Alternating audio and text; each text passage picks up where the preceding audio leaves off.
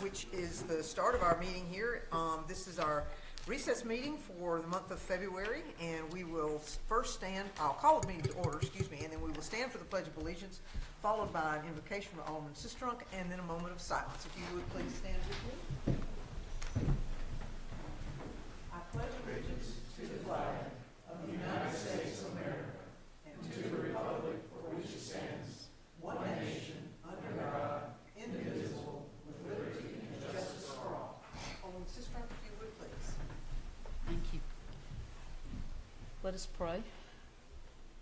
Loving God, guide us in our decisions and setting of priorities. Help us to identify what is most important and to hold lightly the less important. Help us to trust in your guidance and care for our community. Amen.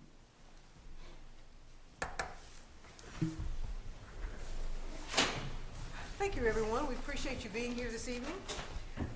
First order of business will be to adopt the official agenda with consented items. Do we have any changes? Alderman Moore? No, ma'am. Alderman Sistrunk? No, ma'am. Alderman Skinner? No, ma'am. Alderman Brooks? No, Mayor, thank you. Alderman Pope? No, ma'am, thank you. Vice Mayor? No, ma'am, thank you. Alderman Vaughn? No, ma'am. Thank you, Mayor. All right, with that being said, I need a motion to approve the agenda with the consented items as listed. Move approval. I have a motion from Alderman Pocup. Can I take a second from that, Alderman Brooks? Thank you so much. All those in favor, please signify by saying aye. Aye. Opposed? Motion carries. And I will read the consented items. First, we have consideration of the minutes of the January 30th, 2026 work session of the Mayor and Board of Aldermen of the City of Starkville. Consideration of the minutes of the February 3rd, 2026 regular meeting of the Mayor and Board of Aldermen of the City of Starkville. Then under Mayor's business, we have consideration of adopting the resolution in support of the support of the Better Utilizing Investments to Leverage Development build grant application by Mississippi State University to construct the pedestrian land bridge connecting Mississippi State University campus to the City of Starkville. Then we have consideration of entering into a contract with Restaurant Tyler LLC to lease the sidewalk space tangent with the restaurant building itself and the additional space located in front of the business separated by the sidewalk access path.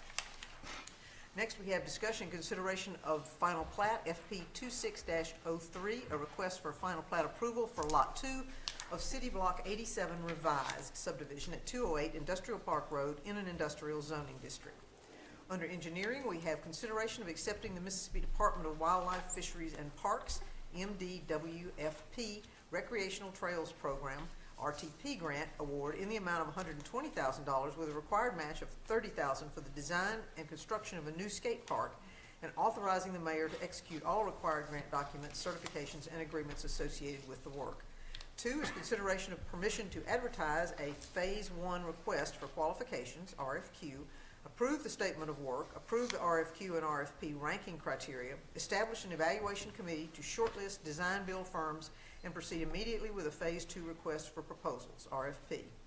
3 is consideration to find and determine, pursuant to Mississippi Code Section 31-7-13 and Senate Bill 2300-2025, the use of the design build method of procurement for the Starkville Community Skate Park to be in the best interest of the public.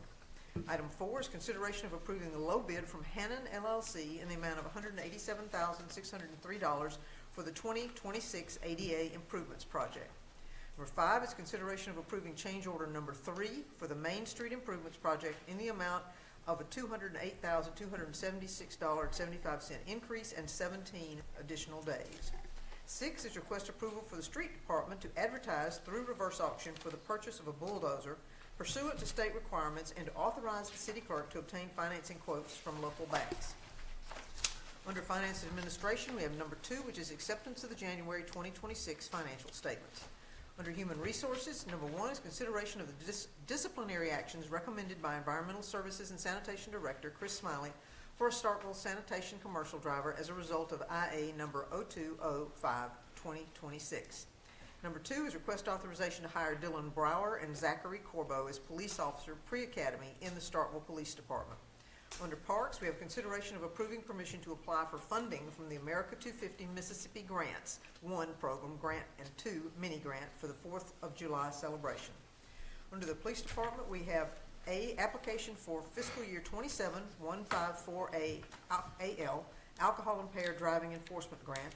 Request permission to apply for grant funding for the continuation project of DUI enforcement.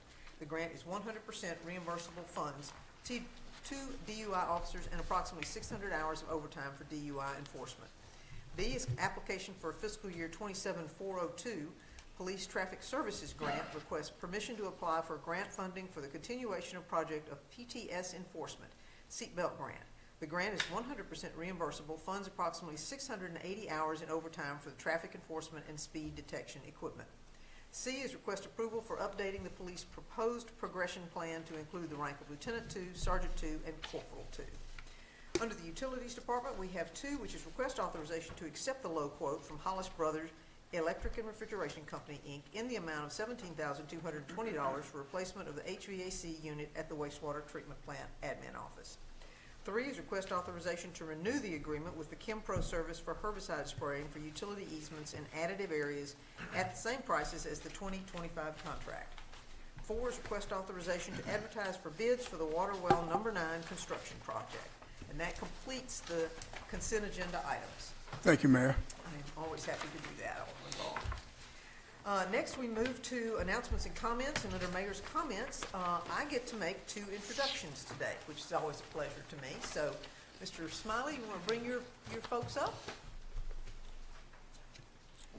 First, we have Robert Barnes. Mr. Barnes in the blue, I'm guessing. Is that right? Okay, well, come on up. Don't be shy. We need to know who we're waving at when we speak to you. Mr. Barnes, Robert Barnes II, right? Joins our team as a sanitation worker, bringing a strong work ethic and a deep commitment to keeping our community clean and safe. In his role, he will provide essential waste management services, including trash and recycling collection, to help ensure public spaces remain clean and well maintained. His efforts will play an important role in preserving the beauty and cleanliness of our neighborhoods. Robert is a native of Starkville and an alum of Starkville High School, a Yellow Jacket, all right. Outside of work, he enjoys playing basketball and volunteering for his church. Robert is looking forward to great contributions he'll make to the community with the sanitation department. And let me say to you, I think it's an underestimated thing, but it is incredibly important that we keep our community clean because that's the first impression people have of us. And so I want you to think that your role is as important as I think it is, because I truly do believe that. It matters how we look to people. So thank you very much and welcome to Starkville.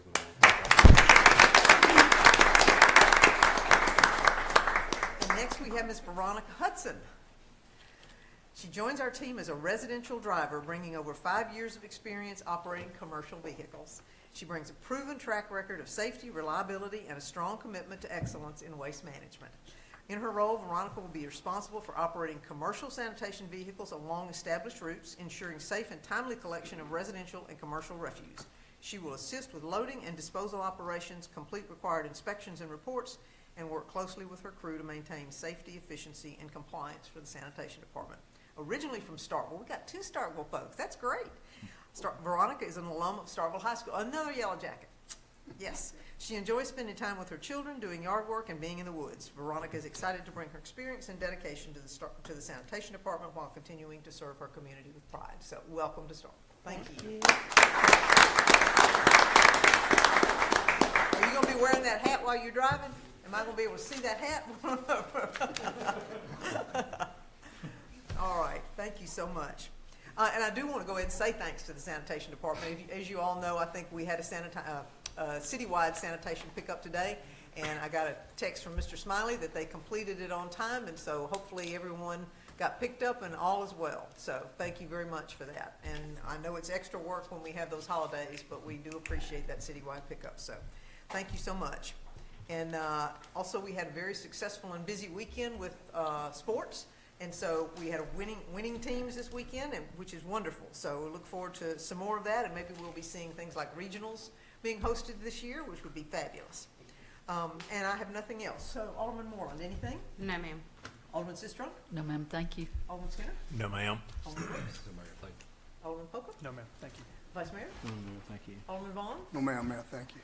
And I neglected to mention, I believe Starkville High School is doing incredibly well in basketball this year, are we not? Hey, I believe so, girls and- yes, all girls and right, boys, they all doing around. That's great. All right, next we have citizens' comments, and this is an opportunity for anyone who wishes to speak about any subject to give us your concerns, compliments, thoughts. There are three minutes allowed for that, so Mr. Turner, always a pleasure to see you. Good evening to the mayor and board. My name is Aldermen Turner, Ward 7. To the mayor, to the police chief, to the fire chief, to sanitation, and to the NACP. We want you to continue to pray for Lenora Tucker. She's doing well now, but after Saturday, it might all hit all at once. But continue to pray for her, that she continue to be strong. Pray as well for Reverend Jefferson, Reverend Thomas, and myself. We are going to try to fill Reverend Tucker's shoes and complete his mission. The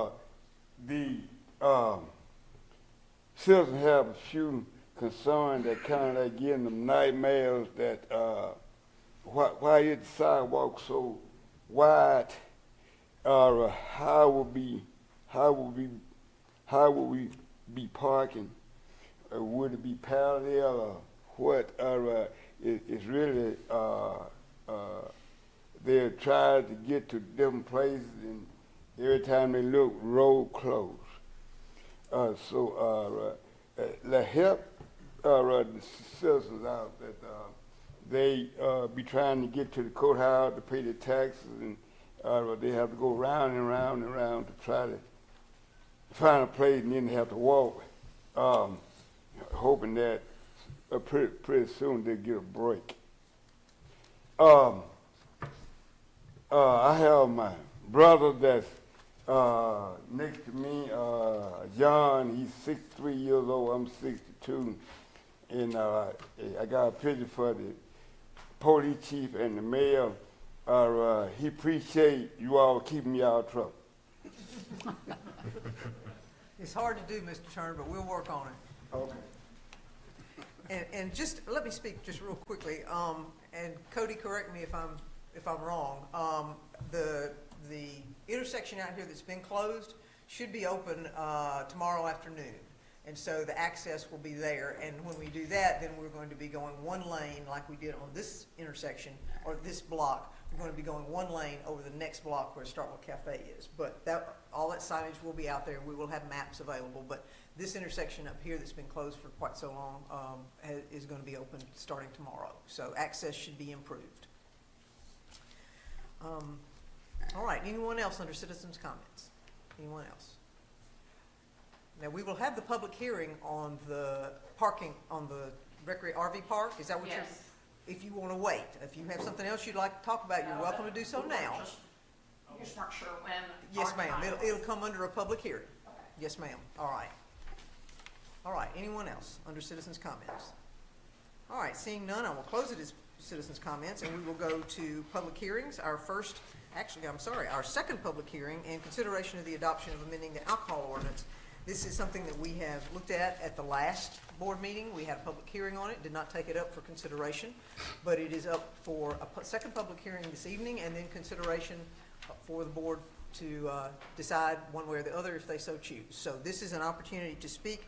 This is for us to take our Sunday brunch service, our alcohol service, which has currently been starting at 11 o'clock, and allow it to begin at 10 a.m. for Sunday brunch for the restaurant. So that's what the subject matter is, and that's what the ordinance supports. So anyone wishing to speak to this matter before I open it as a public hearing? Anybody on the board wishing to speak about this? All right, seeing none, I'll open it as a public hearing. Anyone wishing to speak on the matter, either for or against, now is your opportunity.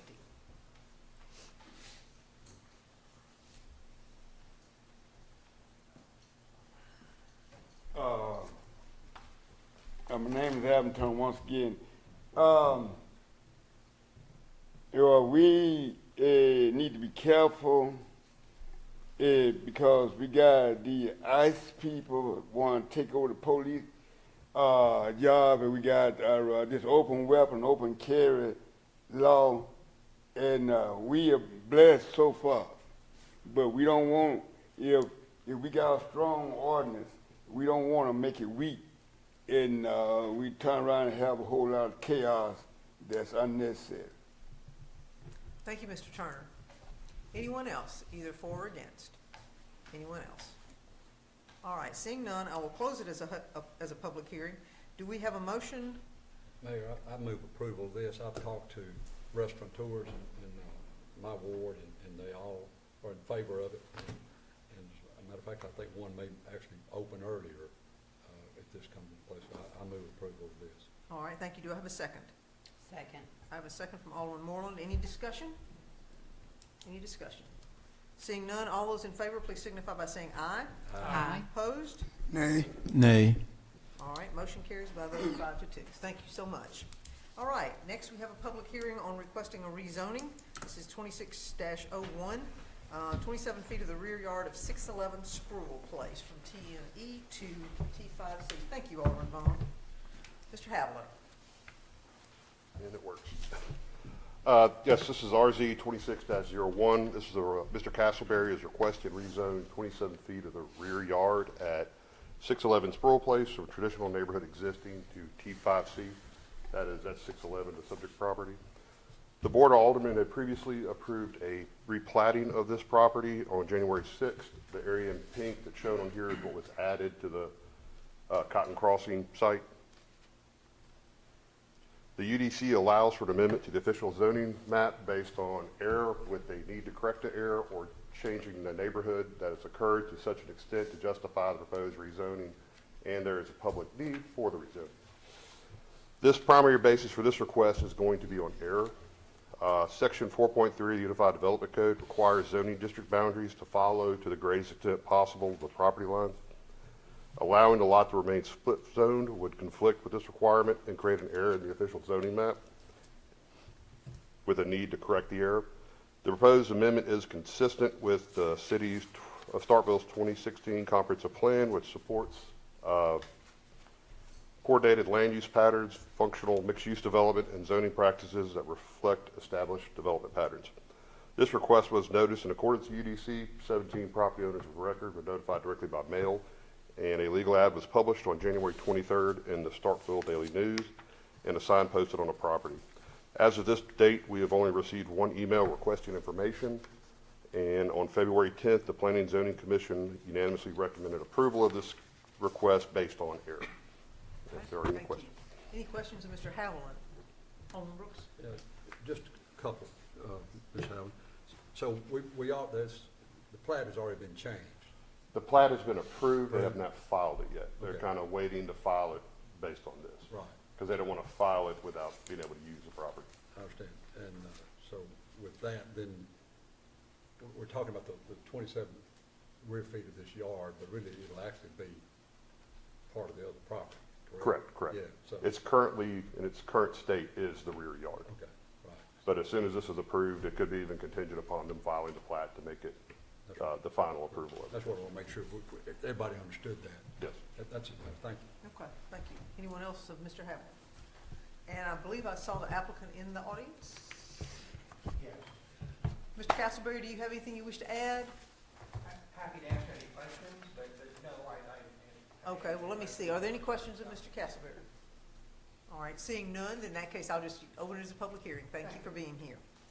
All right, I'll take this opportunity to open it as a public hearing. Anyone wishing to speak either for or against this item, now would be the time, either for or against.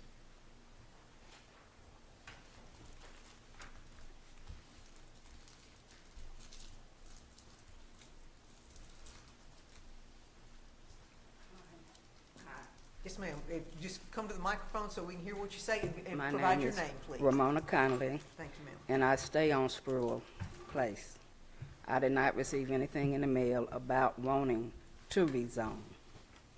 And I'm trying to see exactly what are they trying to do? And what are they gonna zone it to?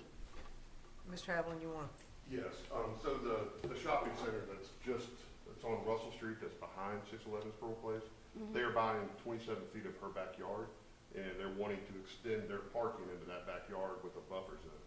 But in order to do that, they had to replat the property and then rezone it to allow them to use it as parking. So the only thing that's being affected is the rear yard of 611. So it'd Okay. be parking. It's just gonna be parking, y'all, and not, where is the house? Correct. The house is kind of underneath those words that on the image on the left where it says subject property. The house is underneath that. And then the little pink kind of dashed area, that's the area that's being rezoned. It's at the dead end of It's the a what? cul-de-sac. It's at the dead end of the cul-de-sac. Yes, this area, right. you can see my mouse. The house is right there. Who owns the house? But she's already sold you the land? Judge Gonzalez, she owns the land. Then she sold the land. Yes, ma'am, that we'd be purchasing. And all of y'all fixing to do is a parking lot? Yes, ma'am. Nothing Ms. else? Connolly, we need to address the board, please, ma'am. Okay, so all they're gonna do is a parking lot Yes, and ma'am. nothing else? Nothing with all the houses that they tore down back in that area? They're not trying to rezone that? No, ma'am, this is only for this one piece. So what would it be zoned then? The same as what the shopping center is, it's just continuing the same zoning on it there. Behind the shopping center, there's a driveway, and so this will just be parking spaces that come off it. The zoning will be T5C. T5C? Yes, ma'am. So they can't put anything else there but parking lots? Mr. Haviland? I mean, technically, you could extend the building back there, but that's not the purpose that they bought it for, but it would still have to meet setbacks requirements and stuff like that.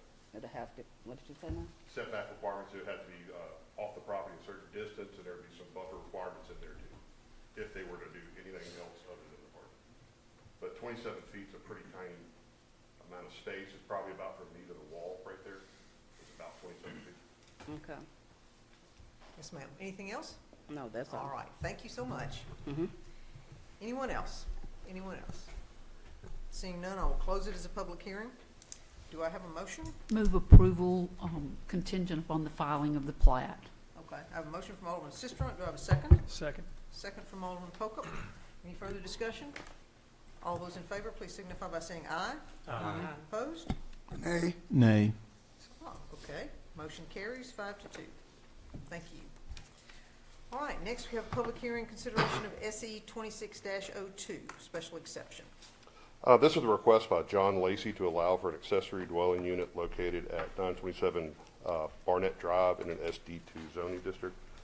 The applicant is requesting a special exception to allow for the existing structure that's located in the backyard to continue to be used as an ADU, and also kind of an intensification of it by installing a separate electrical meter. And you can see on the image on the left, the orange square is the approximate location of that. These are some images from the backyard. The circled area is the accessory dwelling unit as it currently exists. The structure is approximately 462 square feet and was constructed around 1970. It has historically functioned as a small residential dwelling. The structure is a legal non-conforming use and can continue in its current state. The applicant, however, is wishing to install an electric meter, which would be sort of an intensification of that use. And so just to make sure that everything's documented that it's allowed to stay, he chose to go the special exception route. The structure has a living space, a kitchen, a bathroom, and meets the definition of accessory dwelling unit. The request was notified in accordance with UDC. 7 property owners of record were notified by mail. A legal ad was published on January 23rd in the Starkville Daily News, and a sign posted on the property. As of this date, we received 1 email from a neighbor requesting information, and we actually exchanged 2 or 3 emails providing more information as we developed the staff report, and she never contacted back. As with all special exceptions, the 8 criteria for review and approval. On February 10th, the Planning and Zoning Commission unanimously recommended approval of the request. Any questions? Okay, any questions of Mr. Haviland? All right, seeing none, is the applicant here? Okay, anything you wish to share with the board? I've had some questions, Mr. Haviland. Okay, all right, do we have any questions of the applicant? Alderman Sistrunk, and if so, apparently she does, would you come forward, please, so we can hear, and state your name for the record, please? John Lacey, the applicant. How you doing? Hi, I just wanted to be sure that there was sufficient parking, knowing that things are tight in that neighborhood. Nothing's changing. It's as is right now. The driveway is the same. Okay. For this, we're not doing anything But you don't different. think this will create No, a ma'am. demand for more parking? No, ma'am. All right, thank you. All right, any other questions of the applicant? All right, seeing none, thank you. Thank you. All right, I'll take this opportunity to open it as a public hearing. Anyone wishing to speak to this particular matter, now would be your opportunity. Now would be the time, either for or against. All right, seeing none, I will close it as a public hearing. Do I have a motion? Move approval. I heard several. Alderman Sistrunk, I'm gonna start with you. Second, Alderman Pokup, was that Second, you? yep, that's All fine. right, Alderman Pokup is the second. No further discussion. All those in favor, please signify by saying aye. Aye. Opposed? Motion carries. Thank you so much. All right, next we have the public hearing for special exception 26-03. This is the request by HPM Development LLC to allow for recreational vehicle park on the southwest corner of the intersection of Old West Point Road and East Garrett Road. You can see the area located right here in the orange. The applicant is proposing an RV park with approximately 72 units. The request is for the use and not for this particular site plan. This is just a conceptual representation. The pre-application site plan review by DRC has been conducted and some comments have been issued. The site is approximately 13.5 acres, which exceeds the 3-acre requirement for an RV park. The existing Parker McGill Road will extend to Old West Point Road. That is what's shown right here on the bottom. In some form or fashion, it will connect back over to Old West Point Road. It's showing some common areas that include pickleball courts, pavilion, shower and restroom facilities. These are generally located here. That's kind of behind a steep slope, and the pickleballs along the roadway. These are some aerial renderings that the applicant provided. This is looking from Garrett Road back toward the car dealership over the site. This is the view from, I guess, the hotel site looking back toward the intersection. And here's a view from the entrance of Parker McGill looking back over the site. The site has several physical constraints that limit the intensity or the feasibility of a more intensive use. Approximately 45% of the site is located within a floodplain. On the right here is a flood map, and you can see the areas that are shaded are all floodplain. The northern property line lies within a dedicated floodway, which is that very large creek ditch that runs along Garrett Road. That can't be disturbed in any way. Approximately 15% of the site contains steep slopes. That's this area in green down here. Those slopes, when measured out, are about 20 to 30%, which is really impractical to try to develop that, specifically for something like this or a building. And then the biggest one is what's labeled as number 4. There's a 150-foot TVA power easement that runs through it that doesn't permit any kind of buildings underneath it, and that encompasses about 23% of the site. Due to these constraints, the development options are limited. The recreational vehicle sites are relatively smaller and dispersed, which would be more conducive to developing this site. The request was noticed in accordance with UDC. 14 property owners of record were noticed directly by mail. A legal ad was published in Starkville Daily News on January 23rd and a sign on the property. In the mailing of the letters, the date at the top of the letter was wrong, but the dates of the hearings were correct. So despite the error, the legal notification was given. And so that's what this image on the red is showing, that it says February instead of January 23rd is the date that the letter was mailed. And then down here at the bottom is the actual wording in the ordinance that makes the requirement of notifying when the meeting is and where the meeting is. As of this date, we have received 1 in-person visit for more information about the request and 1 email against the request, which is included in the staff report.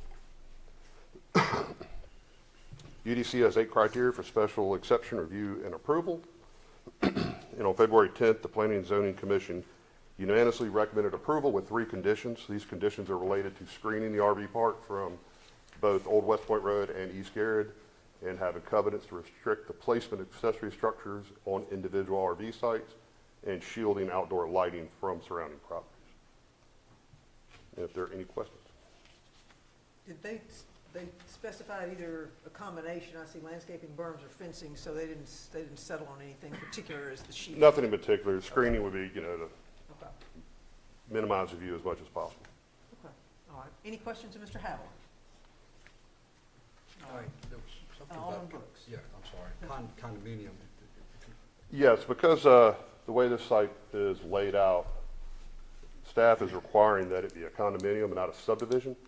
Otherwise, the city would have to take ownership of all of these roads, which would be a very big burden on the taxpayer to pave roads for RV sites. So the only road that would be public would be the extension back to Old West Point Road. These would remain private. And by doing a condominium association, it ensures that all this common area is going to be tied to these property owners forever. It can never dissolve. It has to stay a thing. So it gives us a little bit of enforcement power if anything ever goes awry. Yeah, and I like that concept. I'm a little concerned about that, the one road going through there being public and the other one being private, as far as security or? Yeah, but I think that as a public road, it is a needed connection just for connectivity. If there's ever an emergency issue with the bridge, or if the bridge is under repair, it does give a way around. Also, one thing that we're going to require as part of site plan review is that this right-of-way be extended further down to be able to allow access to this other undeveloped lot right there, so that, I believe it's a gas station is the current idea for that, so that they would be able to access it from the rear back to Old West Point and not enter into the highway, which is going to have a roundabout here in the near future. So, The existing road is already a public road, right? correct. So, yeah, it would connect as public road to public road. Yeah, I mean, I agree that you need connectivity through there. I'm just concerned about the RV guys, because I'm one of those guys. Yeah, you know. I imagine most of the RV guys are going to come in through here anyway. They're going to be coming off the highway, not off Old West Point. And then the other thing I'm a little concerned about is the number 2, the covenants restricted placement of accessory structures on the sites. I'm looking at Starkville Station, and, you know, I think I'd rather see them.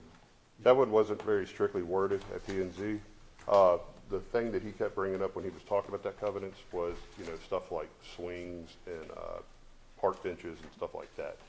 He didn't really dive in too much what the intent was, so Yeah, it needs to be refined more. yeah, I think you probably should, because I mean, I know those guys, especially if they sell them, they'll be looking, just like Starkville Station, they'll be looking to put little buildings out there of some sort. The only place it becomes an issue is because these are public roads, there would be setbacks in place. So you would have front setback requirements along there, so there would be a distance requirement that not only any kind of structure, but also the parking pad would have to be off of that road. Right, okay. So, That's it, Mayor, thank you. All right, thank you. Anyone else? Anyone else? All right, the applicant, I believe, is here. Mr. Parker, how are you tonight? Anything you'd like to add or share with the board? Daniel's done such a good talk, I hate to even get up here. Okay. I'm Jim DeFoe, Mayor's Rural Board. How are y'all? I'll be representing Mr. Parker, and Hal's here today. He owns this particular land and also the Jeep dealership, Dodge dealership over there. The 13 acres does sit in subservient and behind the dealership along with all the commercial frontage. So we've got a pretty good buffer. The frontage has been sold. So this 12 and a half, 13 acres sits in behind it. And we will be requesting final approval of a special use permit for the Traditions Motor Coach and RV Park. It is 72-acre luxury motor coach community within a commercial zoning district. The project was reviewed and recommended unanimously by P&Z, with the staff finding it consistent with the zoning ordinance and the city's comprehensive plan. The development, we believe, is designed to serve both the city of Starkville and Mississippi State University with their alumni, their donors, their fans, and all the major university and city events that are occurring yearly. It's planned, professionally managed development, not a transient campground, never was intended to be. I believe Hal has a substantial investment at the car dealership, and he's most concerned about what would be going on behind him. The lots will be privately owned under the condominium declaration. There'll be a condo owners association, thus ensuring the city's long-term maintenance and compatibility. And the project, we don't believe, will be any kind of public safety, health, welfare. I think that's going to be in good shape. And we think it'll contribute positive to Starkville's event-driven tourism and actually to the tax base. Based on the unanimous Planning Commission recommendation and ordinance compliance, we respectfully request your approval. And with that, I guess I'll answer any questions. Do we have any questions of Mr. Defoe? I do, yes, ma'am. Yes, sir. It's good to see you again. Can you give some more information as to what type of vehicles you feel like would be buying these lots? Well, we think we'll have a ton of motor coaches coming in because of what Mississippi State has done. You know, they're letting them go to the equestrian, but they flushed them off campus, so to speak. So we think, and that's who we'll be targeting, we think in our covenants we'll restrict them like a fifth wheel camper. We want them to be able to have a fifth wheel camper, but we want to put a certain length on it. We don't know exactly what the length will be, but I would assume it would be around 40 feet. So we want to keep good product in there, and I don't know if that answers your question, but primarily motorhomes and fifth wheel campers. Okay, is there an expectation of a length of stay ideally? Well, we were,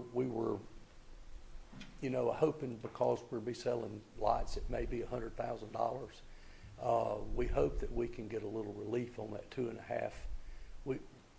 How that reads was a little bit, the interpretation was a little bit, we weren't sure where it was, but we would like to see the campers, RVs be able to stay for a while. Now, we understand they can't stay as a primary resident, and we're good with that, and we're good with no rental. We're not wanting to rent them. We'll restrict the rental even further in the condominium covenants and documents.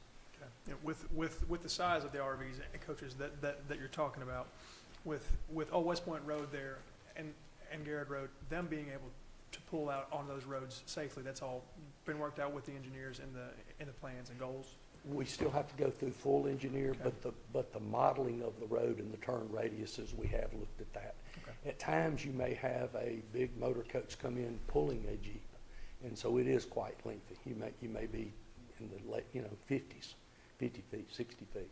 So all that has to be modeled, and we haven't quite gone into complete full-blown civil documents, but we will be doing that, and we have modeled it. We think we have a pretty good approach from a safety standpoint, and we did push that road down from Trotter. The Trotter connection would have been a problem because you're in the corner and you got that hill you just couldn't see. It would have been really dangerous. Does that answer your Yes, question? that's right, thank you. Anyone else with questions of Mr. Defoe? Anyone? Alderman Vaughn? Oh, I'm sorry, you leaned up, and I thought maybe you... All right, that being said, let me open it as a public hearing. Now will be your opportunity. So, open it as a public hearing for those who wish to speak either for or against. And we have a timer there, so our city clerk will keep time. And if you would identify yourself, please, and let me know what your... What's the time limit? 15 minutes. Okay. My name is William Morgan. I live at 110 Trotter Lane. And some of these questions may be directed more toward Mr. Parker and his representative, but as the lots are sold, the first individual buys that lot. Can they sublease it or rent it out? After it's sold, who retains the overall responsibility for the park, the RV park? Be it they're selling a lot, so who retains overall responsibility other than the common areas, which I would assume would stay with Mr. Parker? How will it be policed? And if we do extend the 2-week notice and the RV stays there, who's going to police occupation or it being occupied for 2 or 3 weeks or whatever? Has anyone driven the Old West Point Road north or south and made the turn either going toward Parker McGill's or toward what would be North Montgomery? Because turning toward Parker McGill from Old West Point Road, leaving town, you'll jump the curb. If there's a car at the stop sign, you're not going to make the turn. If you're coming from what would be the fire station on 389 down Garrett, turning what would be south on Old West Point Road, if there's a car on the bridge per se, you're not going to make the turn. Has anybody even looked at that? There's no way a 40-foot motor coach is going to make the turn at Old West Point Road to Garrett Extended. Can it become an Airbnb? The one question I'd have, and I figure all things said and done, I think this will go through. I think the board will vote it through. But why is there an access on Old West Point Road? Because one, you're going to add congestion to Old West Point going south, which would be toward 182, and you're not going to make the turn at Old West Point Road either toward Parker McGill or toward 389. Not with a fifth wheel camper and a motorhome, or even a Jeep or something pulled behind it.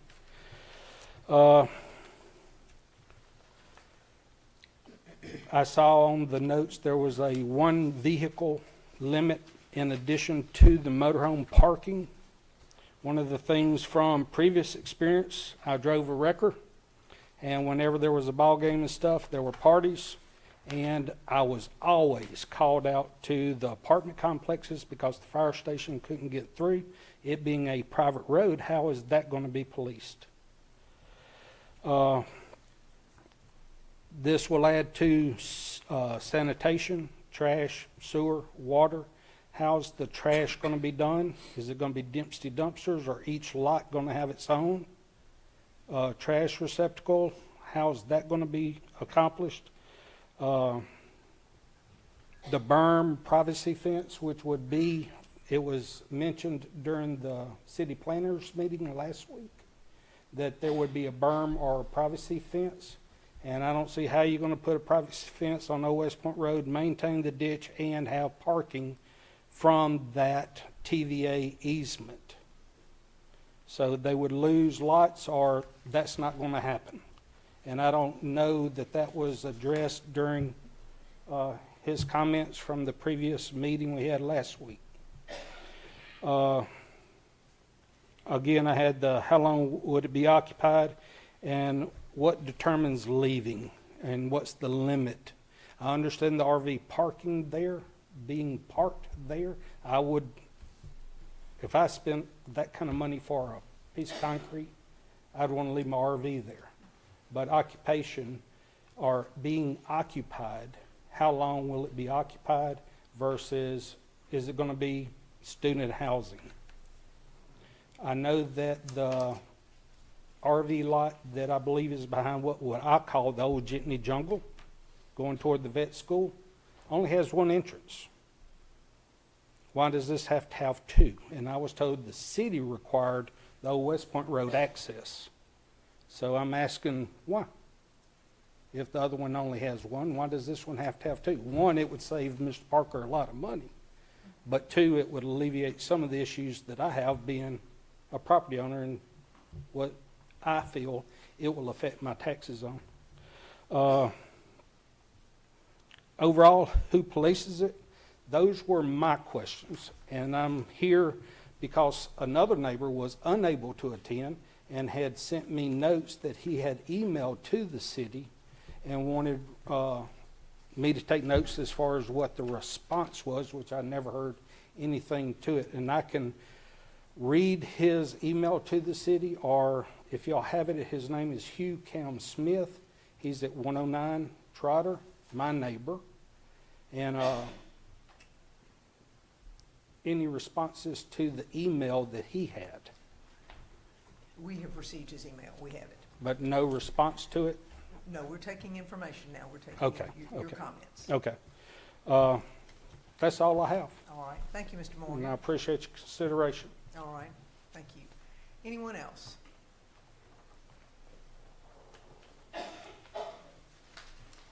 Hello, I'm Lucy Center. I'm at 106 Trotter Lane, and I appreciate the opportunity to discuss this project. I honestly never received any communication. There were 5 homes on Trotter Lane, and 3 of the 5 homes received mail, 2 didn't. I didn't. So I was surprised to hear about this when my neighbor called and said, there's going to be, and she said RV park, but all I heard was park, and it was like, yes, we're going to have a park. And I was thinking another McKee Park, because it's wonderful. But it's an RV park. And what came to mind was the trailer park that was behind Trotter Lane for years and years and years. And having lived there and experienced what it's like to live next to a trailer park, I equated this RV park with a trailer park. In communication with others, I've been assured that an RV park is not like a trailer park. I've been assured that.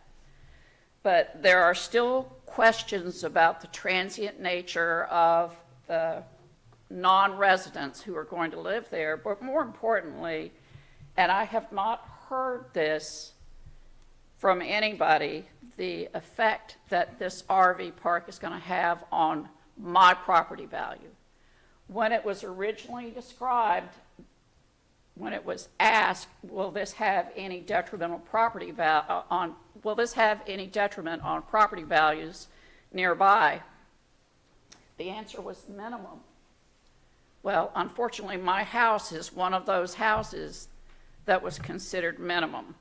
So I would like to know what research was done to ensure that there would not be a decrease in property values, because all you have to do is go on the internet and ask Google, do RV parks diminish property values? And you will see that, yes, they do.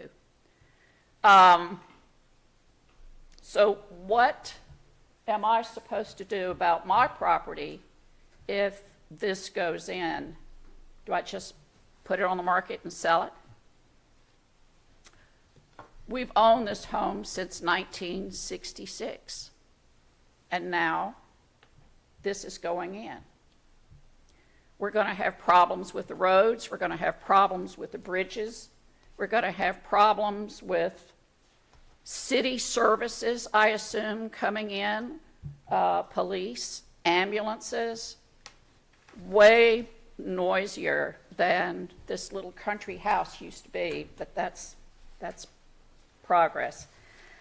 I'd like to know what kind of taxes the people who own these lots will have to pay. Are they county taxes? I heard county taxes at the zoning and planning meeting. If they're paying county taxes, do they enjoy city services?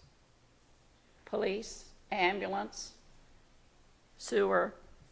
Let me speak to this one real quickly, and normally we just listen, but the city is in the county, so they're paying county taxes and they're paying city taxes. They So are if going to you are pay inside the city limits of Starkville, you'll be paying city taxes, as well as county taxes. And school. And school taxes, yes. And are they in the city limits? Yes, ma'am. Okay. They are in the city limits. Okay, well, that answers that question. Thank you very much. The last question I have has to do with and I think it was addressed, the standards for the type of RV that will be allowed to be in there. Are you going to allow pop-up trailers, pop-up campers? There are going to be, there's a large variety of different types of RVs. And I would think that there would need to be some form of standardization. So anyway, I appreciate Bill brought up most of the things that I had sent emails about. I'm sure you got a copy of my email. Thank you very much, and I look forward to having responses, and thank you for your help. Yes, ma'am. Thank you. Anyone else? Anyone else? I'll close it as a public hearing, and now the board can take this under consideration. Do I have a motion? I make a motion to move approval of this. Okay. If I could just say a couple of things. Let me get a second first, Okay, and then I'm we'll go to And discussion. I'll second it. Okay, I And have a if second from he Alderman doesn't Moore. touch Now, mine, I'll Alderman comment. Brooks?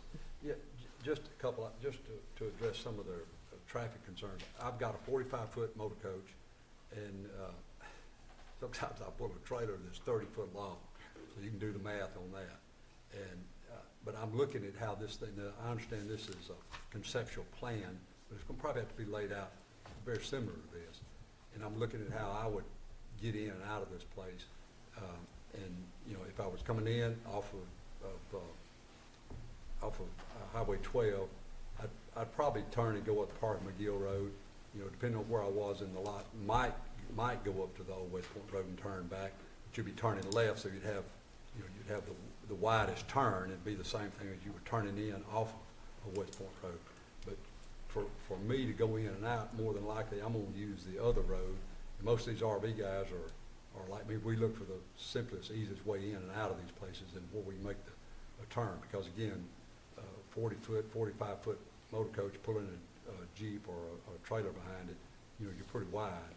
And I think that some of the traffic concerns will just not materialize because of these people going to be there. These guys are going to be looking at the best way in and out. And if the lots are $100,000, I seriously doubt you'll see pop-ups on there. The lots, I have an RV park like this in my ward, Starkville Station, and I am over there a good bit, visiting with those guys. I know those guys there.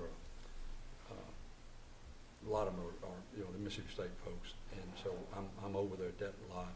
And, I encourage you to go by and look at it. It's kept spotless, and the coaches, majority of them are probably motor coaches in there, but there are a number of fifth wheels, but again, they'll be, from probably 38 to 42 foot long, the longer fifth wheels. And, these people, those lots over there started in the 40s, and now they're selling for almost 100 themselves. So we've seen the value increase in those lots at the Starkville Station. But I support this. I think it'll be a good addition for a piece of property that's probably not otherwise going to be developed, And the thing about the lots, they'll be taxed city and county, but there won't be any homestead claimed on those lots because those people won't be living there full time. So they'll pay a higher tax than most of us that are able to claim homestead. Mayor, I yield. All right, thank you. Anyone else? Yes. Alderman Vaughn. My question, I got three questions. Who would monitor how long those RV will be staying there? Who would do the monitoring of how long they will stay? I mean, our orders don't allow them to stay so long. So who will be monitoring how long they stay? Some of them might be staying longer. Who would be monitoring that? And who would manage the property? Because somebody got to manage and maintain the property. So those two, my two big concerns. Who gonna manage to stay over? And who gonna manage the place? Well, they'll have a homeowners association. Mr. Defoe, would you like to speak to that, please, sir? We will set up. If you would, if you don't mind. We'll set up a condominium declaration and owners association, and so we'll appoint a manager, and that's how it's governed and managed, and they collect fees to keep up the roads and the trash, and trash will be the central location, not individual. We'll have a. Also, he would manage it for tenants that stayed there too long. He would manage that too. Say that again. That one that stayed there too long, you said, because we got orders to stay so long. Yeah, and we would hope that we could get a little bit more than 2.5. I'd like to see that just dropped, because it's a big difference on selling the lots as a condominium and renting them. And it's just a big deal. We're not going to be looking at workers or temporary or weekly or monthly rentals. These guys are going to own it, and they may indeed want to come to baseball season and stay for 3 weeks a month. We don't think that's going to happen much, but they may very well do it, and they cannot. We will set up where they cannot rent them. No Airbnb. We'll take that off the equation. We think this will go very, very well, and we think people that are driving these diesel pushers and these big, we think that's what our target market's going to be. Yeah, man. All right, thank you. Alderman Poker. Yeah, I don't feel like I have the same concerns about the safety or the maintenance, but I do have the concern right there with the curve on a West Point where I know there's a proposed entrance there that can probably be shifted down. I do want to ask Mr. Havlin, explain again the purpose of the second entrance, and I have a follow-up after your. Even on the previous platted subdivision for this, that was part of the car dealership, there was a connection back through to Trotter Lane. So the city plan since 2015 has always been to have a connection through there. And it also provides like emergency access to get around the bridge if there's ever an issue with the bridge. So it's just, connectivity is a good thing to have. We painted ourselves in the corner in a lot of parts of the city. We have a chance not to do it again here. And so connectivity is always better. Okay, and a question out of ignorance of the code to a degree. Could that be a gated access for exit only or emergencies? Public road, it can't be gated. Okay. The private roads could of course be gated as long as they meet some standards as far as how far the gates step back off the road so somebody's not blocking it while they're opening it. Okay. But the public road can't be gated. So at the end of the day, there would not be anything built here that would not meet any study, engineering understanding that this is a safe intersection? All the preliminary stuff that engineering's done, like the first thing they were looking at is if you're not gonna line up a trotter, is how far away you are. So they've met that requirement, and then they've done some preliminary, like where the placement of stormwater is and widths of road, right-of-way, sidewalk. They've already looked at a lot of that stuff, and it's just kind of a cursory review. We still haven't like gotten down to the decibels. Okay, thank you. Any other comments? Any other questions? Yes, sir. I just want to bring up one little point real fast. On the 2-week comment that Mr. Defoe keeps mentioning, that's part of the additional standards. It's right here at number 4. And it's written in our code that as part of the special exception request, y'all can change that, add to it, modify it any way you want, or delete it as part of the request without an additional process. Okay. So if like that's something the board football season, chooses to for do, you example, can do or it now. something. Okay. All right, got it, thank you. All right, we've closed this public hearing, we've talked about it. Any other discussion? Any further discussion? Alderman Sistrum. I wanted to ask Alderman Brooks about the 2 weeks and whether you thought it was, given the nature of the kind of vehicles that will be parked there and the usage of those vehicles, would it be appropriate to extend that or strike that? I've seen it, you rarely see it over 30 days. I've seen it be 4 weeks before, and, you know, in this particular instance, and like the mayor said, you'll probably have people coming up that may want to stay for 2 ball games, and there's an open date between, you know, then, you know, 3 weeks to 4 weeks would work better in that particular case. But, you know, most of us that own these things, I mean, we're moving them around. We're taking them other places, and a lot of your Mississippi State guys, they travel and follow the Bulldogs wherever they go. But I can see where, you know, 4 weeks would work better than the 2 weeks that we have there. But I wouldn't go past that, because you need to get them, you know, you need to get them out of there every so often. And again, speaking from the Starkville Station group, they've got that's their rules in place too, and folks leave. They have to leave after whatever theirs is. I think it may be 4 weeks on theirs. Could I, I'm sorry. Alderman Sistrum. Could I offer a friendly amendment that changes that to park for more than 4 weeks? Is that where it says that? It's section 4 under additional standards, point 4. Yeah. And yes, you may. For no more than 4 Yeah, weeks. no more than 4 weeks. All right, is that acceptable? That's acceptable. And, okay, is that acceptable to you all? Well, I'm and trying I to get just back have to a the person who comment. seconded it, so. No, I've got a comment to that. Y'all are selling the individual lots, correct? A lot of time, Mr. Alderman Brooks, you keep yours in Madison a good bit, correct? And you just park it there and go stay periodically, right? Flying out. That's right. How does that work though with them purchasing and not leasing? They own the slab that it sits on. So if they're wanting to keep it there year round, just basically as a storage to some degree, leaving it plugged up where they can stay a night or two when they're in town and then go back. That's the only thing. And since they're owning the individual pads, I don't know how that would work with the 4 week. I don't know if we need to. That would be the homeowners association that Mr. Defoe mentioned would be managing that issue. So I think that's something that brings up a bigger discussion, maybe, I don't know. But I'm okay with 4 weeks now, but I just think maybe we need to look at revisiting Well, it. we've got I've got, let's see if I can hang on to some protocol here. I've got a friendly amendment that was approved by are you approving that 4 weeks? Not yet. You were the second. She's telling me not yet, so go ahead. You were the second. Are you withdrawing it? May I ask the city engineer a question? Mr. Burnett, please.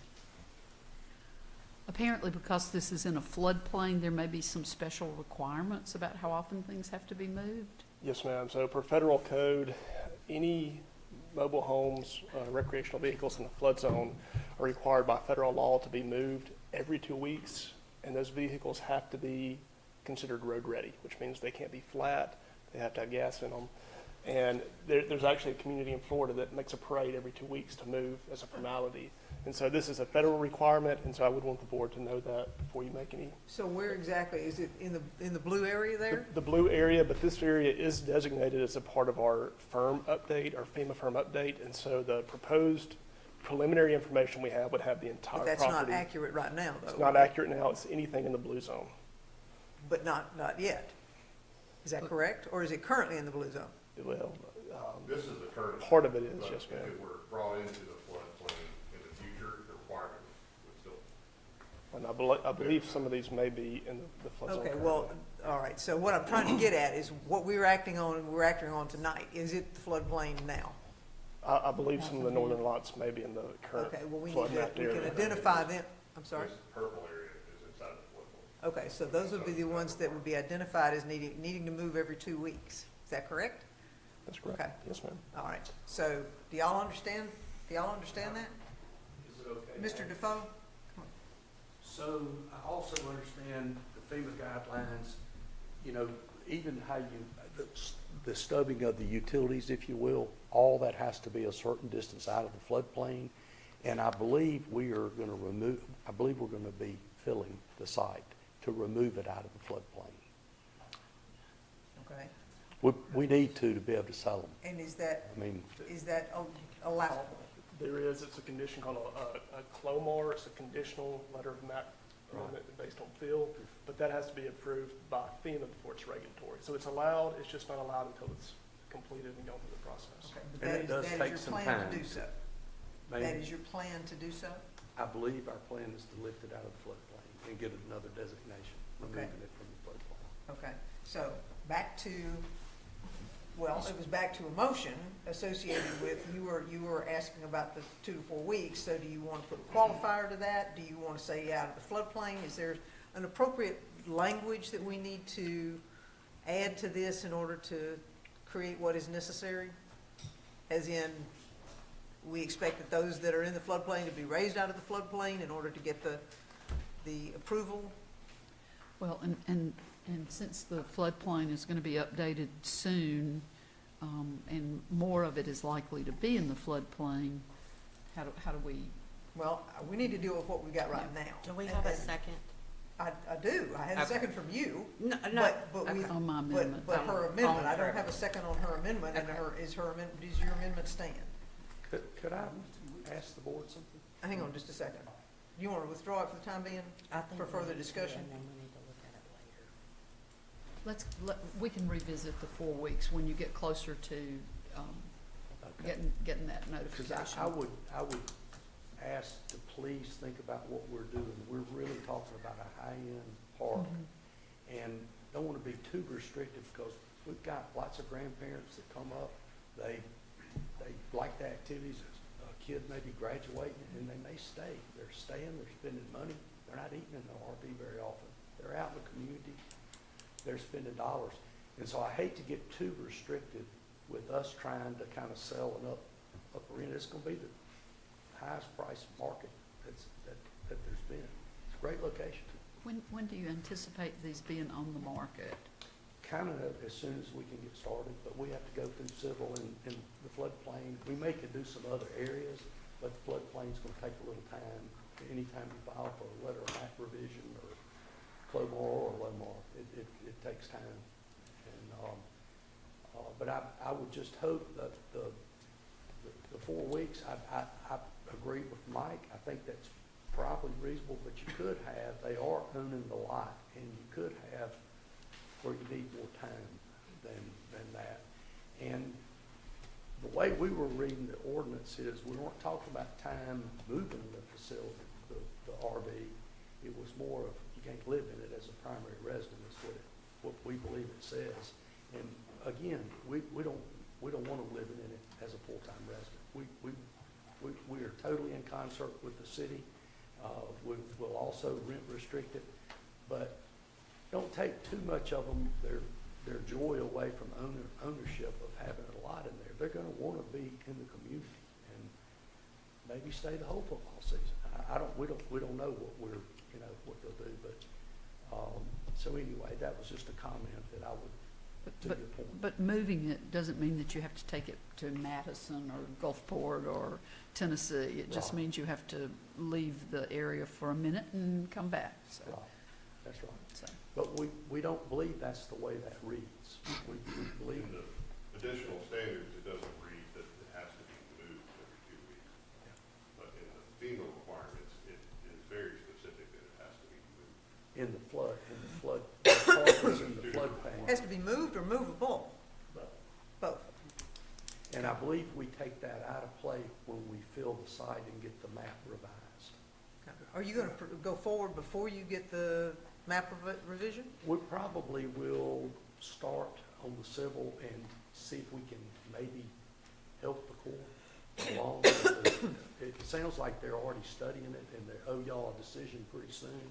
I don't know what that means with the Corps, but We've been we'll waiting try a to move while. the process. We need to get started on it. All right, so, Alderman Pope. Can I ask for a clarity on the semantics of item 4? Is that saying that it can't stay for 2 weeks, or if it stays beyond 2 weeks, you cannot live there? You basically can't live it. Okay, That's, so that's there's what nothing, I'm As a- reading as a too, primary William, as I'm resident. reading it more there carefully. is nothing saying that it can't stay, saying that if it's going to be there, and it likely would, you just can't, it can't be your home or apartment. That's right. Okay. That's right. And then it also says you can't rent it, and we're totally in concert with the city. Okay. No Airbnb or anything like that. Is that all, Alderman Pope? Yes, thank you. Alderman Sistrum? Let me withdraw, given that, let me withdraw that because the other, the ordinance that you're referring to would be a separate discussion, so. It's kind of two things. Right, so let's keep the thing the thing. Okay, so we have a motion, we have a second. Any further discussion? All those in favor, please signify by saying aye. Aye. Opposed? Nay. I'm sorry, was that 2 nays? Okay, thank you very much. All right, so motion carries. Thank you. All right, next is the second public hearing and consideration of amending the Unified Development Code. Mr. Haviland, last but not least for you, my dear. There hasn't been a lot of changes to this. There's only really been one modification since the last hearing. This is revision 13. There are 17 proposed changes, broken up to 4 categories: corrective, updating existing, updating the technical codes, and some new requirements. Some of the corrective stuff is just making sure the math worked out. We had to correct some numbering errors that appeared in a few sections. That stuff has remained unchanged from the last meeting. And then the updating is just adding some language to site plan criteria, a couple of very relatively minor stuff, just more clarification purposes. And then probably one of the biggest things of this is updating all the current building or technical codes to the current or the most recent standards. And Steen has done a good job flushing this all out and then working with contractors and getting their feedback on it. And everything so far has been pretty positive. And as part of that, or another change, I guess, is some requirements for food trucks and some requirements for outdoor storage as part of a mini storage facility. The way it's currently reads, you can't have anything outside of the mini storage. This allows for it as long as it's like in the back and not visible. And then some screening requirements. This is probably one of the bigger ones. This is the architectural variety standards. This is a requirement that addresses newer subdivisions so that you can't just sort of repeat the same house over and over and over throughout the subdivision. The only change in this is change some terminology in this section right here, the way it was worded. As you can see previously here, it was referring to left or right, so we got a little more descriptive where it would apply, and then we added these 3 figures to like visually show what areas would be affected. And this is just showing that they need to differ by 3 distinct design elements for it to meet this criteria. And then last but not least was adding more to the heating requirement in the rental housing code and adding a cooling requirement. And this kind of goes hand in hand with the code updates. It meets those same standards. If there are any questions? Okay, and we still got that, yeah, I see 80 degrees, okay. All right, any questions of Mr. Haviland before I open it as a public hearing? All right, seeing none, I'll open it as a public hearing. Anyone wishing to speak to this particular item now would be your opportunity, either for or against. All right, seeing none, I'll close it as a public hearing. Do I have a motion? It is up for consideration, so I have a motion from Alderman Pokup. Do I have a second? Second. Second from Alderman Skinner. Further discussion? All right, seeing none, all those in favor, please signify by saying aye. Aye. Opposed? All right, motion carries. Thank you very much for your work on that. Appreciate it. You, and Steen, Mr. McMullen, you as well. Thank you for your work on that. Okay. All right, next we have a public hearing for section 211911 to determine whether the property located at 515 Dr. Martin Luther King Jr. Drive West, Starkville, Mississippi 39759 with parcel number 118N-00-123.00 is in such a state of uncleanliness as to be a menace to the public health, safety, and welfare of the community, and such that cleanup of the property should occur. Good evening. Good evening, Mayor, Vice Mayor, Board of Aldermen. I'm Officer Cundy with Code Enforcement, Starkville Police Department.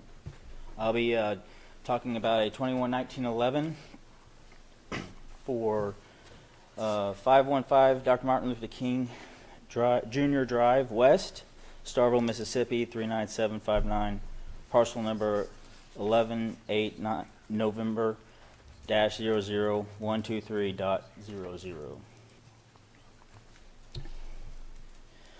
The tax document showing this property, Hewitt Wood Products Incorporated. The photographs below were taken from a public view of the city road by myself at the first inspection on January 7th, 2026 at approximately 1601 hours. The notice of violation was mailed to the property owner on January 9th, 2026. The public hearing was mailed to the property owner on February 2nd, 2026, also posted on the property and also posted on the Starkville City Hall.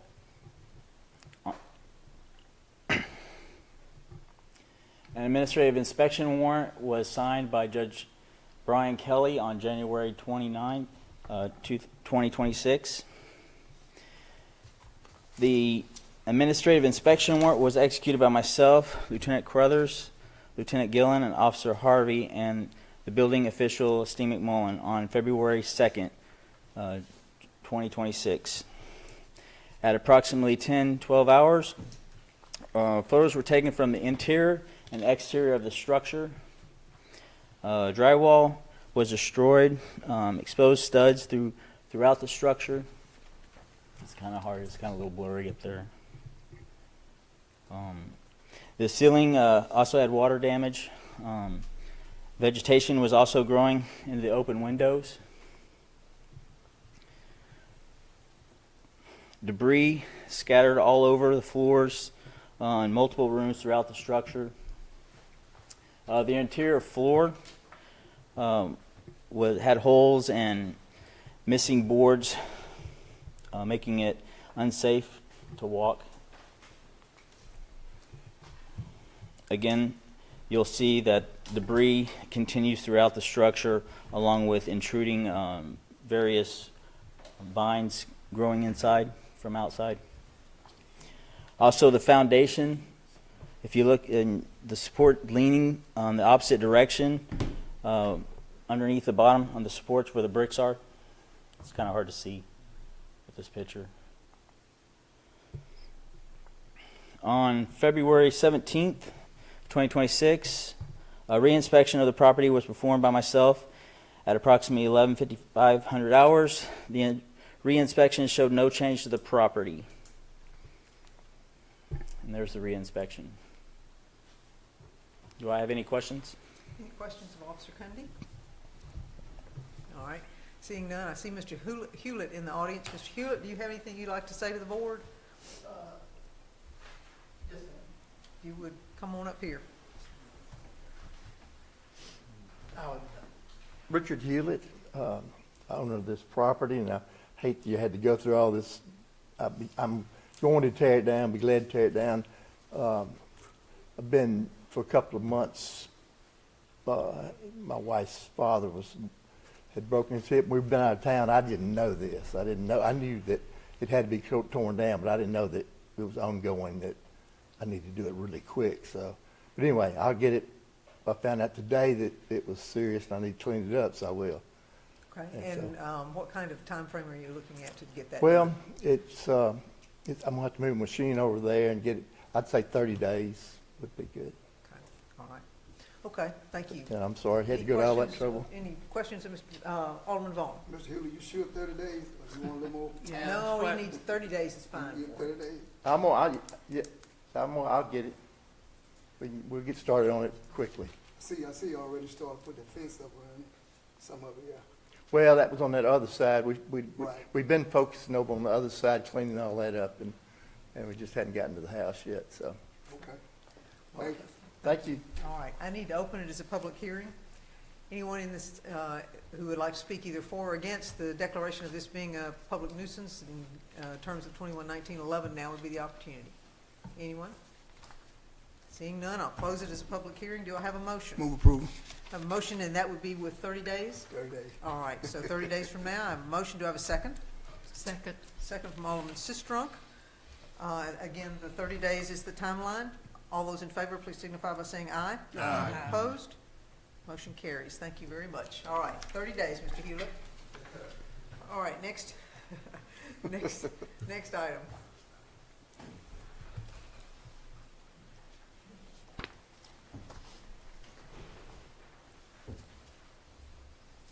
Good evening, Mayor, Vice Mayor, Board of Aldermen again. I will be presenting another 21-19-11 on property 794 Old Mayhew Road, Starkville, Mississippi 39759, parcel number 159-31-25.03. The tax document showing ownership of Boyd Darrell G. and co-owner James Boyd. The photographs below were taken from a public view at the city road by myself at the first inspection on December 31st, 2025 at approximately 3,200 hours.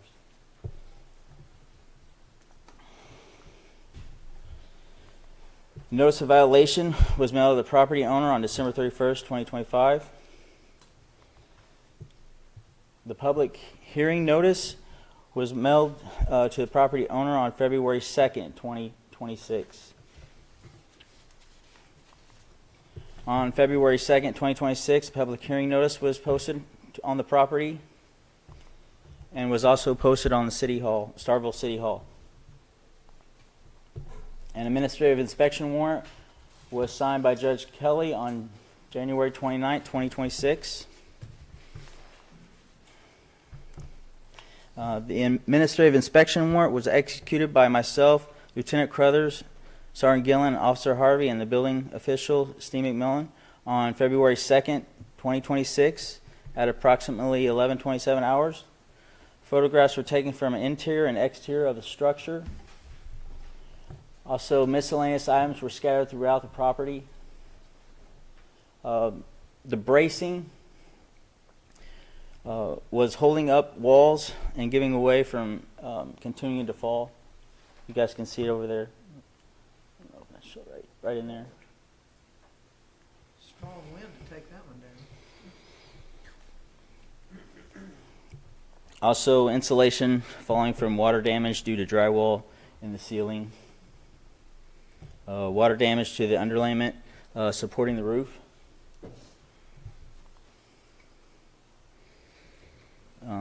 Exterior exposed to weather and wildlife. The foundation was collapsed on one side of the property of the structure, as you can see. Yeah, it's all up and then it's all the way completely on the ground. On February 17th, 2026, a reinspection of the property was performed by myself at approximately 11:54 hours. The reinspection showed no change to the property. Do I have any questions? Any questions of Officer Coon? All right, seeing none. Is the owner here? Mayor, one Oh, quick, did you have a question? I'm one sorry. quick question. I always assume that no one is living there, but is that the case? Gosh, I hope no one's in it. I hope not too, so, Yes, ma'am, there's no one living there. thank you. Thank you. Yes, sir. Are you the owner of the property? My brother's the owner. I'm standing in his I'm sorry, place. say your name again? Huh? Say your name again? James Boyd. Mr. Boyd? Yes, Okay, James Boyd, yes, sir. You know, like the property's in bad shape. I know that. And, can't move some of the junk because it's so wet and rotting down there. Can't hardly get a truck or anything in there. So we gonna need a little time to wait at least till it at least dry up so we can move some of this stuff. What is it you wish to move, Mr. Boyd? There doesn't seem to be anything in the house. Huh? What is it you wish I to? never moved. I'm sorry. I wasn't in the house. Yes, sir, I understand, but what is it you wish to move is what I'm asking. Oh, some of that, junk around there. Okay, but nothing appears to be inside the house. I wouldn't want you going inside the house. It looks like you'd fall through. Well, like I said, I had talked with Officer Cundy, Yes, sir. and he said maybe if we could, get the city to tear it down and kind of help clean up the property. Well, the city, that's what we're contemplating right now. Yeah, I know. So I'm going to ask a real quick question of our fire chief or Mr. McMullen, since you've been out there. Is that something that is worthy of using the training for firefighters on? Or is it already too dilapidated? Okay. All right, chief. Well, there's a possibility that we could use it as a training exercise for the fire department. Well, that would be nice if you could, because I Yes, had talked well- to the fire marshal. That would be very nice if you could. All right, hang on just a second. Officer Cundy, I see your hand. Yes, ma'am. We did talk to the fire chief to try to do it, and he said he did feel comfortable doing it. That's the Okay. reason why we brought it. All right, well, I appreciate that then. That answers that. Then, Mr. Boyd, what we will do is if the board decides to make that declaration of it being a 21-1911, then we will dispatch a crew that will then take it down and clean the property up, and we will put a lien on the property, or else we will invoice you for the cost of doing that. Okay. So, do you understand that? Yes, because I know Officer Cundy, he had discussed that with me. And, like I said, I don't know what the cost would be, but he said the city would do a lot cheaper than, anybody.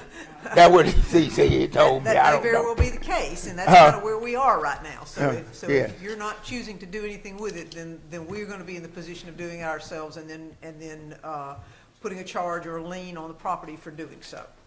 You understand that? Mhm. Yes, sir. Well, it's there, but I know you can't get no kind of estimate on about how much they're No, reading. sir, I have no idea. It depends on how long it takes us and the equipment that they have to use to do so. But either way it goes, it's got to come down. I know 'Cause that. it's not going back up. No, it's not going up. I know that. All right, yes, sir. Well, But, like I say, a lien on the property, okay, if you put a lien on the property, we have to pay for the cleanup, right? Yes, sir, it will be, the cost of the cleanup is what the lien would be valued at. Okay. Yes, sir. And also, how long will we have to pay that back? That's gonna be, that's gonna be a matter of the tax assessor. So it would be a part of the tax. It would be put on the property. So when you pay your taxes. Okay? Okay. Say, for instance, if it's $5,000 or $6,000, that would be on the taxes. Yes, sir. Yes, sir. But no matter how you slice it, it's gonna have to go. Either you do it or we do it. I know So- that. I already so know this. It's just a matter of us making that declaration, which I believe from the look of the pictures that we have, that it certainly is justified. Well, I know that. Okay, all right, well, we appreciate it. Okay. All right, thank you, sir. All right, thank you. All right, I'm gonna open it as a public hearing. Anyone wishing to speak to this matter, now would be the time, either for or against declaring this as a 21-1911. Either for or against. Seeing none, I'll close it as a public hearing. Do I have a motion? I just want to clarify ownership, because when he got up here, he said that he was the brother of the property owner. Did I hear that correctly? Mr. Cundy? Thank you. Yes, ma'am. So he is a co-owner. Okay, co-owner. Brother also owns it. Just making sure he had the authority to get up there and make that decision. Okay. Well, the decision is ours to make. Well, I mean, as far as the lien and how he wants to get rid of it. Yes. Okay, so do I have a motion? I make a motion to approve it. All right, I have a motion from Alderman Moreland. Do I have a second? Second. Second from Alderman Skinner. Any further discussion? All those in favor, please signify by saying aye. Aye. Opposed? All right, motion carries. Thank you, everyone. All right, next item up is our claims docket. Do I have a motion? So moved. I'm sorry, sir, whatever the subject is, we're done. We've moved on, so, I'm sorry. I have a motion for the claims docket. Who did I get that from? I heard Alderman Vaughn. Well, I did too. Alderman Vaughn, are you voting for the claim, are you making a motion to approve the claims docket? All right, do I have a second? Second. I heard Alderman Pokup. All those in favor, please signify by saying aye. Aye. Opposed? Nay. Nay. You're trying to get out of here, aren't you? All right, motion carries. One way to do it. All right, it is. All right, with that, we need to go into a post-determination session to determine. Utilities item. I'm sorry, I forgot. I apologize. I'm looking at yellow all over the place. All right, so, Utilities Department, item 1 is authorization to accept the low quote from USA Blue Book in the amount of $35,775.04 for replacement equipment for water treatment facilities. Mr. Kemp. Yes, ma'am. Happy to, this is the equipment we need for the water treatment facilities, the saturators, and the chemical feed booster pumps to continue that water treatment process. Okay, and that's to comply with Our permit. with the, is this an EPA permit or a state permit? State, It's a Department of state Health. permit. Yes, ma'am. Okay, all right. Alderman Moore, you had pulled this off the agenda, I or did. off the consent agenda. Would you like to have first conversation? Well, I would, because it was mainly because, as Edward just said, he mentioned that it was the chemical feed, but it was for the fluoride. And with the Public Service Commission statement advising people to look at that, and then the health concerns with it, even the cost, because there's been several, I think it was like 30-something so far in Mississippi that have stopped treating with the fluoride in the last year, with the costs associated with inflation, and we get it from China. So if it's something that we're not having to treat with, and all the renovation and all the stuff we're doing to rehab the water treatment side, something that we didn't need, I was just looking as a cost savings on that. And I know that the state requires it, but that's because we tell them we treat with it. I think it's just as simple as telling them we don't want to further treat with it anymore. And I know that that is something that we probably need. If the state's gonna make us quit treating eventually, why dump the money into it? And that's where I stand with it. And that's really, it's just from the cost savings, because we've raised rates, we've done all those things to try to cover the cost. I think it's our job to do our due diligence to make sure we're saving too. Mr. Kemp, would you like to share with us the process associated with any reduction or removal of fluoride from the process? Sure. The Department of Health has a published policy if you would like to eliminate the fluoride from your treatment process. Is outlined, and I didn't bring a copy of me, but I'll be happy to provide it to the full board. It requires an action by the board to take that, and then the Department of Health will have a representative come to talk about the benefits and the, I guess, drawbacks from it. So a presentation, and then there's 2 public comment portions of the process where you have to have an advertisement. You notify all the customers via bill print or other method. You have a public hearing, town hall type session where people are able to provide feedback, and then the board can take action after that. Can I ask a question? Alderman Moore, did you want to be recognized? Yes, ma'am, please. Go right ahead. Okay, thank you.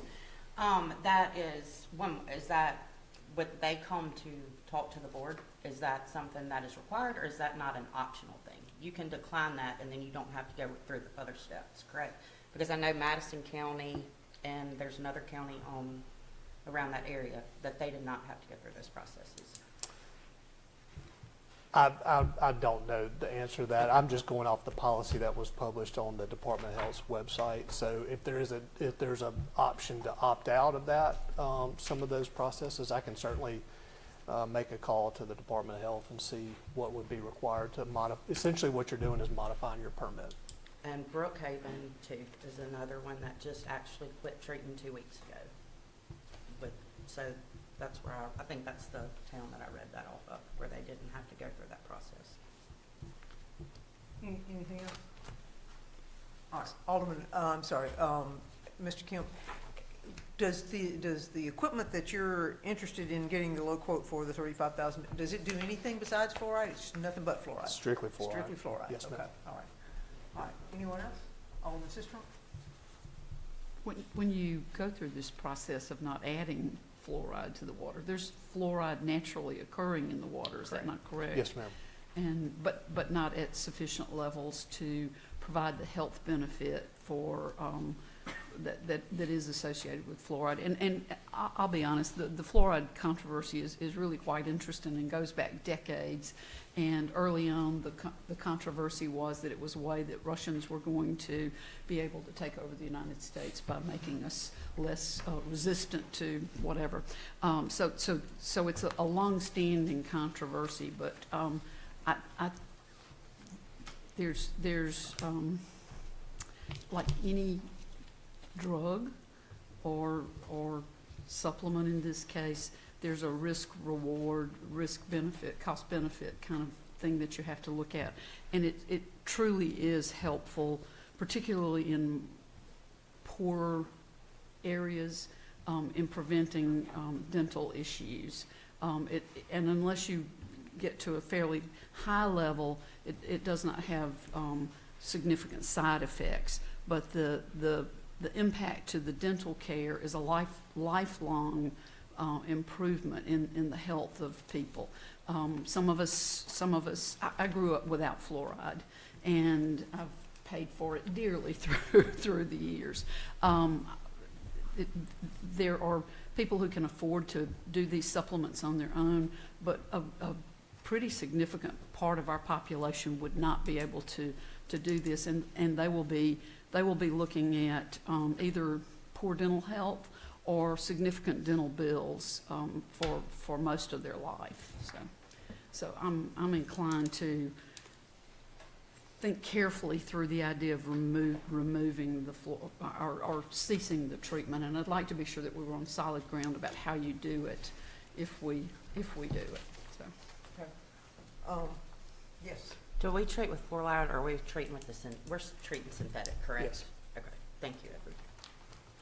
There's a Well, big difference in the two. I'm going to say also, I'm a huge fluoride fan. I grew up on well water out on Old West Point Road, and I too had issues, and I happen to believe that fluoride has been very beneficial to our communities, and I think it's improved our dental health, which impacts so many things that people don't even realize impact their health, whether it's their cardiovascular system or any number of other things. So I'm a big supporter of fluoride, and I see no reason. How long have we been putting fluoride in the water? Do you know? I do not know, Mayor. Okay, right. Long time. I do know that. Yes, ma'am. Nationally, since I was going to say the 50s probably, Yeah. but since the Cold War. Sorry. All right. Anyone else? Any other discussion? Alderman Brooks. Yeah, I'd like to see more research on that before, we opt out of this. I grew up probably poor, we didn't know it, but I was out in the county, Choctaw County over there on well water, and we had really bad dental issues, and we were probably, not pre-teen when we finally got on, community water, and you could tell the difference. So, and I've heard the arguments from the 60s on, about it, and I don't know that I have enough information to say one way or the other, but I'd like to get more. But at this point, I'd like to stay the course, I think, because I've seen the other side. I've lived the other side.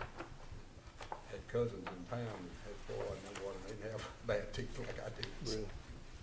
That's my thought. So. Alderman Skinner. Could we maybe push this back 2 weeks and just have some time to potentially study this, or is this something that needs to be done Let's today? ask Mr. Kemp that, because his Yeah, we are in need of the equipment, and I mean, I'm happy to do whatever the board wants to do. Add it, not add it. Certainly, to me, maintaining permit compliance is paramount. I feel like that's one of the charges that you guys have asked me to do, and so I think it's a good discussion to have as a board, as a community, and I do think it'll take some time to probably have that discussion and to go through the process if the board so chooses to opt out of it. But in the meantime, I really do need the equipment, our operators need the equipment to maintain our permit compliance. What's your lead time on the equipment, or is it? It's, it'll be a couple of weeks, but it's relatively available equipment. Okay. And if we choose to move forward with it and then decide to back out of it, you can, resell it to somebody else? I think there'll be a value There'll to be- it, yes. Okay. Because it's pretty standardized equipment and, it can be surplused and resold just to another water, GovDeals.com? somebody, Okay, all right. Any other, Alderman Vaughn? Until then, let's go ahead and approve it. Okay, is Just that a don't take motion? it. That's a motion. Okay, I have a motion from Alderman Vaughn to approve the purchase or accepting the low quote. Do I have a second? Second? Second from Alderman Sistrunk. All right, all those in favor, please signify by saying aye. Aye. Opposed? Nay. Well, I heard a second nay. Who does, who second? Oh, okay, all right, so, all right. That does take us down to a closed session. If you would, can I get a motion to go into closed determination session to determine the need for executive session? I'm sorry, who did I hear that from? Alderman Brooks. Do I have a second? Second. All right, Alderman Poca, thank you. All those in favor, please signify by saying aye. Aye. Opposed? All right, we are, if you would, please clear the room, and we will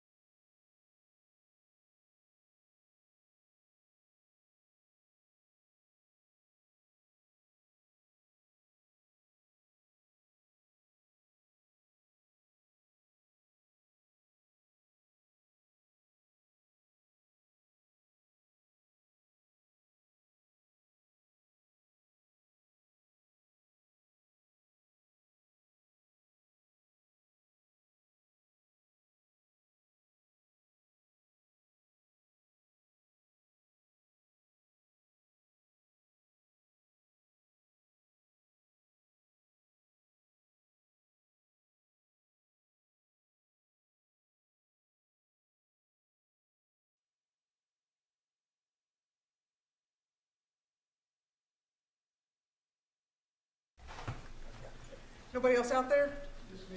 Okay. Well, Chief, the board has authorized me to go in.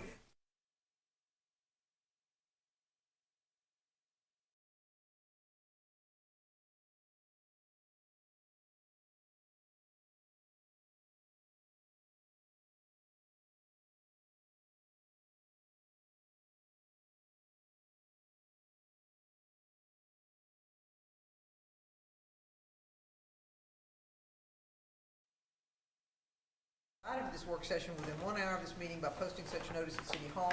The notice of the work session should be made a part of the minutes of the board meeting. The work session will be an open, public meeting of the City of Starkville. The public and press are invited to attend. May I have a motion to adjourn? Motion to adjourn. All right, Alderman Pokum. Do I have a second? Second. All right, Alderman Skinner, thank you. All those in favor, signify by saying aye. Aye. Opposed? All right, ladies and gentlemen, we are in adjournment. Thank you so much. I appreciate all of your indulgences today.